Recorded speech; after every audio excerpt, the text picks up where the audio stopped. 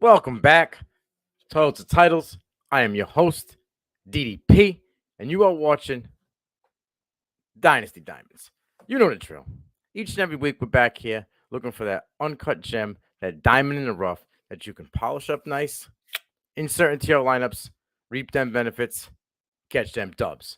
So without further ado, let's get into episode 36 with my guy, Pierre. I'm flexing on him strong. 5'11", 207 pounds, right? He was picked in the 4th round of the 2022 NFL Draft, the 22nd pick in the 4th round to my, not biased, New England Patriots, okay? His ADP currently is 236. The guy at the Combine last year benched 225 16 times. He also ran a 4.37 40. That's certified because at the Combine, all right? Now, in 2021, for the Jackrabbits in college, in 15 games, 240 attempts, 1,686 yards, 18 touchdowns, right? On top of that, he got hands. 22 receptions, 150 yards receiving. He had a 6.9% target share with the Jackrabbits. Not in 2022 with the Patriots, all right? He was not a factor. It was minimal. But in that short sample size that we did see, because everybody knows Ramondre Stevenson was a dude, and there was Damian Harris, he did have 10 attempts for 100 yards, a touchdown, 7 receptions for 42 yards, right? We all remember that week 13 versus Arizona, 5 attempts, 70 yards, a touchdown, 2 receptions for 20 yards. And then the next week, it was even minimal, but it was still pop there. 4 attempts, 25 yards, 6 yards per carry. He had 3 receptions for 12 yards. He only had 20.2 fantasy points on the year, okay? Gross. But he averaged over 7 yards per carry. Let me dive in a little bit to you guys on running backs that averaged over 7 yards per carry and what they did in the following year, from rookie to the following year. In 2009, Felix Jones out of Dallas had 36 attempts for 266 yards and 3 touchdowns. The following season, he had 116 attempts for 605 yards, 3 touchdowns. Again in 2009, Jerome Harrison of the Cleveland Browns had 34 attempts, 246 yards, and a touchdown. The very next season, he went for $194 in attempts, 864 yards, 7 touchdowns. A couple years later, we had a guy out in Pittsburgh named Jonathan Dwyer.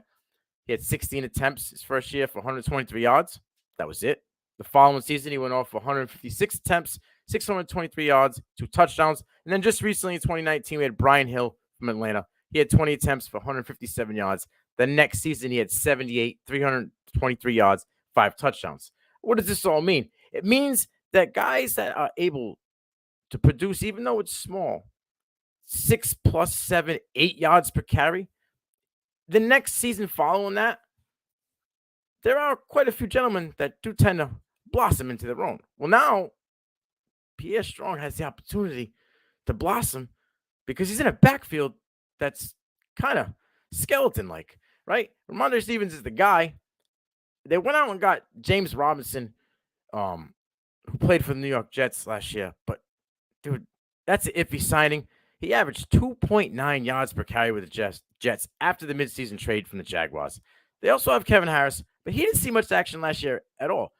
And the key factor in all of this, they did not draft a running back or go after anything besides James Robinson in this draft or in free agency. We all know that Ramondre Stevenson is the guy. Right? But we all know that Bill Belichick, runs his running backs into the ground, and then it's on to the next guy.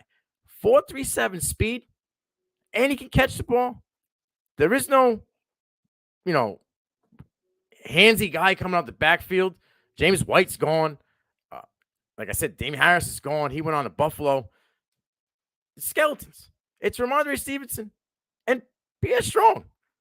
Go get him. You can get him for cheap, probably get him for a late 3rd, possibly, a 4th rounder, maybe throw in another guy in there and just to stuff the stats for him. Go get Strong. And by midseason, you'll be reaping the benefits, or you'll be able to trade him to someone else who needs him to reap the benefits, and you can cash in. I'm DDP.